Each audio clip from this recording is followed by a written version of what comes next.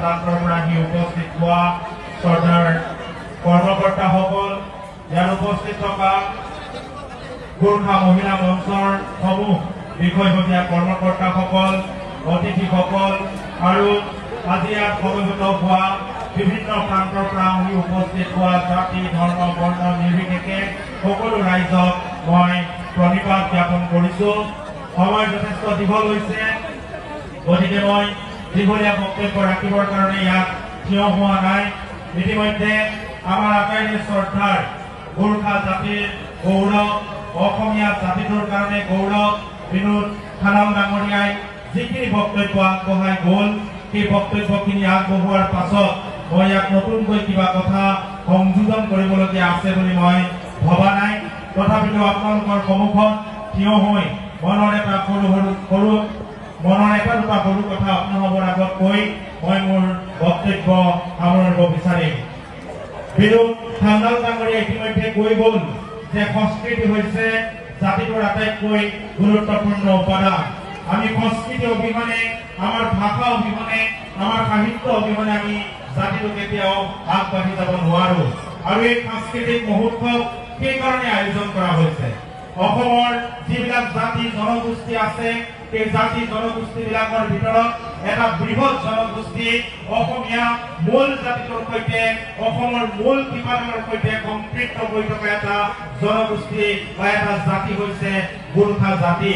যিটো গোৰ্খা জাতিৰ অৱদানৰ কথা বিনোদ খানাল ডাঙৰীয়াই ইতিমধ্যে কৈ গ'ল। সৰ্বভাৰতীয় পৰ্যায়ত, অসমৰ পৰ্যায়ত এই গোৰ্খা জাতিটোৰ অসমৰ প্ৰতি কি কি অৱদান আছে, সেই অৱদানখিনি তেখেতে কৈ গ'ল। চৰ্দাৰ দুৰ্গা মল্ল ডাঙৰীয়াৰ কথা কৈ গ'ল, তেখেতে খৰ্গ বাহাদুৰ শ্ৰেষ্ঠৰ কথা কৈ গ'ল, যি গুৱাহাটী বিশ্ববিদ্যালয়, ডিব্ৰুগড় বিশ্ববিদ্যালয়কে আদি কৰি অসমত বিভিন্ন ধৰণে কেনেকৈ কাম কাজ কৰিলে সেই কথাখিনি ইয়াত কৈ গ'ল।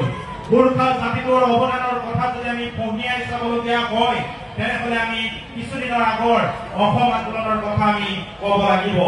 এই অসম আন্দোলন 1979 চনৰ পৰা 1985 চনলৈকে 6 বছৰ জোৰা এটা অসম আন্দোলন হৈছিল। আৰু এই আন্দোলনটো কি কাৰণে হৈছিল? এই আন্দোলনটো অসমীয়া ভাষাটো ৰক্ষা কৰিবৰ কাৰণে, অসমৰ মাটিৰ তেল ৰক্ষা কৰিবৰ কাৰণে, অসমীয়া জাতিটো ৰক্ষা কৰিবৰ কাৰণে, অসমখনক ৰক্ষা কৰিবৰ কাৰণে, অসমীয়া মানুহৰ স্বাভিমান ৰক্ষা কৰিবৰ কাৰণে আৰু অসমীয়া জাতিটোৱে মেৰুদণ্ডডাল ফোন কৰি যাতে জীয়াই থাকিব পাৰে তাৰ কাৰণে 6 বছৰীয়া অসম আন্দোলন হৈছিল। আৰু এই 6 বছৰীয়া অসম আন্দোলনত 860 গৰাকী শ্বহীদে তেখেতসকলে মৃত্যুবৰণ কৰিছিল। পুলিচৰ গুলীত, চৰকাৰৰ গুলীত বুকুত গুলী পাতি লৈছিল 860 গৰাকীয়ে। আৰু সেই অসম আন্দোলনৰ পাছতে আমি অসমীয়া জাতিটো আজিৰ তাৰিখত এনেকৈ এই অসম মুলুকত জীয়াই থাকিবৰ কাৰণে সক্ষম হৈছো। মই এই কাৰণে অসম আন্দোলনটোৰ কথা কৈছো যে যি সময়ত সেই 6 বছৰীয়া আন্দোলনটোত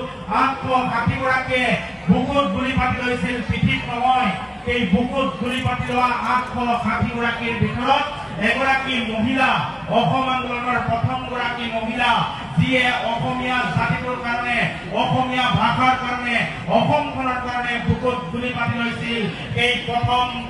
শ্বহীদ যিগৰাকী মহিলা, সেই মহিলাগৰাকী হৈছে গোৰ্খা সম্প্ৰদায়ৰ বজয়ন্তী দেৱী উপাধ্যায়, যিগৰাকীয়ে অসমীয়া জাতিটোৰ কাৰণে বন্দুকৰ গুলী বুকুত পাতি লৈ চিৰদিনৰ কাৰণে তেখেতে আত্মবলিদান দিছিল। আৰু সেই আত্মবলিদান দিব পৰা জাতিটোক প্ৰতিনিধিত্ব কৰা আমি উঠি অহা প্ৰজন্ম।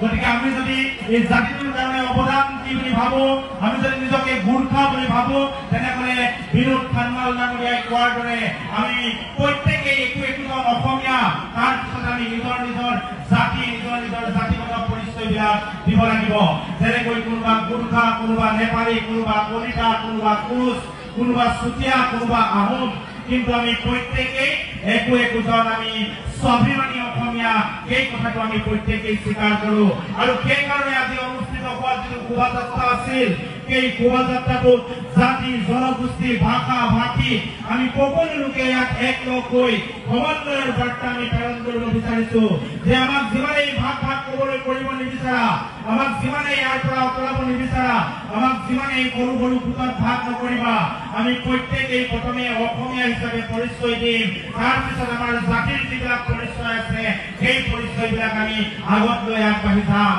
বহু সময়ত বহু লোকে গোৰ্খা সম্প্ৰদায়টোক লৈ বিতৰ্ক কৰা দেখা যায় কিন্তু আমি বুকু ডাঠ কৰি বুকু হাত থৈ এটা কথা ক'ব পাৰো যে গোৰ্খা জাতিটো অসমীয়া জাতিৰ অভিন্ন অংগ হয় অভিন্ন অংগ আছিল আৰু আহি থাকিবলগীয়া দিনতো অসমীয়া জাতিটোৰ এটা অভিন্ন অংগ হৈ থাকিব এই কথাটো কোনো তাত সন্দেহ নাই কোনো তাত প্ৰশ্ন নাই আৰু এই কথা বতৰাবিলাক আমি কাম কাজেৰে প্ৰমাণ কৰিব লাগিব খানাপাৰাত যেতিয়া গোৰ্খা ছাত্ৰ সন্থাৰ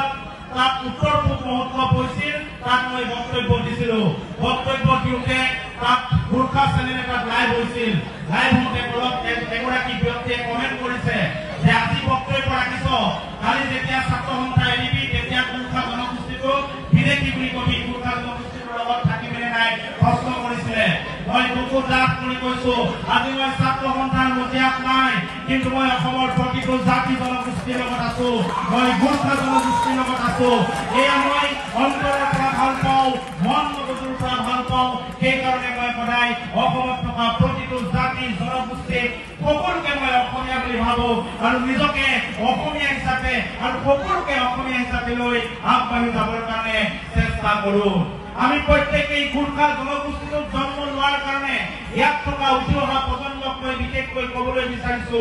আপোনালোকে গোৰ্খা জনগোষ্ঠীটোক জন্ম লোৱাৰ কাৰণে বুকু আপোনালোকৰ উপন্দি উঠিব লাগে আপোনালোকে সাহসেৰে এইকাৰণে গোৰ্খা বুলি ক'ব লাগে যে বিশ্বত যিমানবিলাক জাতি জনগোষ্ঠী আছে আটাইতকৈ বিশ্বাসী জনগোষ্ঠী বা আটাইতকৈ বিশ্বাসী জাতি যদি কোনোবা এটা আছে ইতিহাসে কয় যে সেই জাতি বা সেই জনগোষ্ঠীটো হৈছে গোৰ্খা জনগোষ্ঠী গোৰ্খা জনগোষ্ঠীৰ সমান বিশ্বাসী জাতি গোৰ্খা জনগোষ্ঠীৰ সমান গাদ্দাৰ নকৰা কাকো গাদ্দাৰ নকৰা জাতি গোটেই দুনিয়া গোটেই বিশ্বত নাই এই কথাটো সদায় ইতিহাসে প্ৰমাণ কৰি আহিছে তাৰ বিভিন্ন উদাহৰণ আছে আপোনালোকে যদি চাই বিশ্বৰ আটাইতকৈ প্ৰাণকৰ্তা যিজন আছিল আটাইতকৈ ডাঙৰ যিজন বীৰ আছিল হিটলাৰে যেতিয়া যুদ্ধ কৰি কৰি এটা সময়ত যেতিয়া হাৰি গৈছিল তেতিয়া তেওঁ বুঢ়া হৈছিল যে তুমি কি কাৰণে হাৰি গলা কি কাৰণে ৰৈ গলা তেতিয়া হিটলাৰে এটা কথা কৈছিল if I can a Gorkha no army in the world will defeat me যদি মোৰ লগত গোৰ্খা থাকিলেহেঁতেন তেনেহ'লে পৃথিৱীত এনেকুৱা কোনো শক্তি নাই কোনো আৰ্মি নাই যিয়ে মোক পৰাস্ত কৰিব পাৰিলেহেঁতেন এই কথাটো হিটলাৰে কৈ গৈছে এইকাৰণে কৈ গৈছে যে গোৰ্খা জনগোষ্ঠীটোৱে তাক বিশ্বাসঘাতকতা নকৰে আৰু হিটলাৰ কি কাৰণে হাৰিলে তেওঁৰ লগত থকা যিবিলাক সৈনিক আছিল সেই সৈনিকবিলাকে কৰা বিশ্বাসঘাতকতাৰ কাৰণে হাৰিল আৰু সেইকাৰণে বিশ্ববিখ্যাত হিটলাৰে কৈ গৈছে যদি গোৰ্খা মানুহ মোৰ লগত থাকিলেহেঁতেন গোৰ্খা সৈনিক মোৰ লগত থাকিলেহেঁতেন পৃথিৱীৰ কোনো আৰ্মিয়ে কোনো শক্তিয়ে মোক পৰাস্ত কৰিব নোৱাৰিলেহেঁতেন আপুনি আৰু এবাৰ চাব সেম বাহাদুৰ বুলি এখন বলিউডৰ মুভি আজি কিছুদিনৰ আগতে ৰিলিজ হৈ গৈছে যিখন মুভি সেম মানিক শ্বাহৰ নামত প্ৰস্তুত কৰা হৈছিল মানিক শ্বাহ কোন আছিল মানিক শ্বাহ আছিল ভাৰতবৰ্ষৰ প্ৰথমগৰাকী আৰ্মিৰ জেনেৰেল আৰ্মিৰ চিফ আছিল মানিক শ্বাহে এটা কথা কৈছিল তেওঁ বিভিন্ন সময়ত পাকিস্তান বাংলাদেশৰ যুদ্ধত নেতৃত্ব দিয়াৰ পিছত তেওঁ এটা কথা কৈছিল If someone says I am not afraid to die, then he is either lying or he is Gurkha. যদি কোনোবাই কৈছে যে মই মৃত্যুৰ কাৰণে ভয় কৰা নাই তেনেহ'লে তেওঁ হয়তো মিছা কৈছে নহ'লে তেওঁ গুৰ্খা হ'ব লাগিব গতিকে গুৰ্খাৰ সমান পৰাক্ৰমী গুৰ্খাৰ সমান সাহস থকা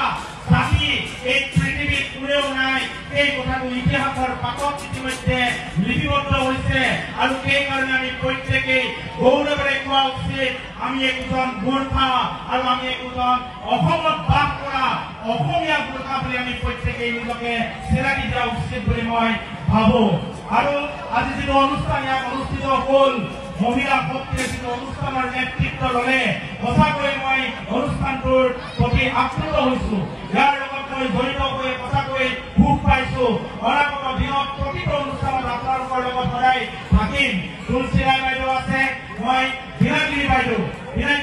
আজি যেতিয়া সাংস্কৃতিক শোভাযাত্ৰা হৈছে দেখিবলৈ পাইছো। এই ফিল্ডৰ পৰা টিপ্লিঙলৈকে আৰু টিপ্লিঙৰ পৰা এই ফিল্ডলৈকে তেখেতে একেৰাহে শ্লোগান দি পেলাই ইয়াৰ পৰা যাত্ৰা আৰম্ভ কৰিছে। গতিকে বাইদেউৰ যিটো শক্তি, সেই শক্তিটোৱে হৈছে মহিলা শক্তি। তুলসীৰায় বাইদেউহঁতৰ যিটো শক্তি, এই গোৰ্খা মহিলা মঞ্চৰ যিটো শক্তি, সেই শক্তিটো থকালৈকে এটা জাতি কেতিয়াও পিছুৱাই নাযায়, মহিলাসকল কেতিয়াও পিছুৱাই নাযায়। আৰু যেতিয়া মহিলাসকল আগবাঢ়ি যাব,